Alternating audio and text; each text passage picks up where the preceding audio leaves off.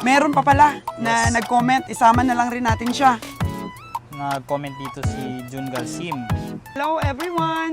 Welcome to Souls G Vlogs, Negosyo at Iba Pa.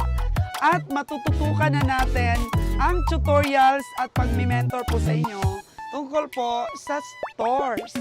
Sa aking likod po mga kagandang buhay,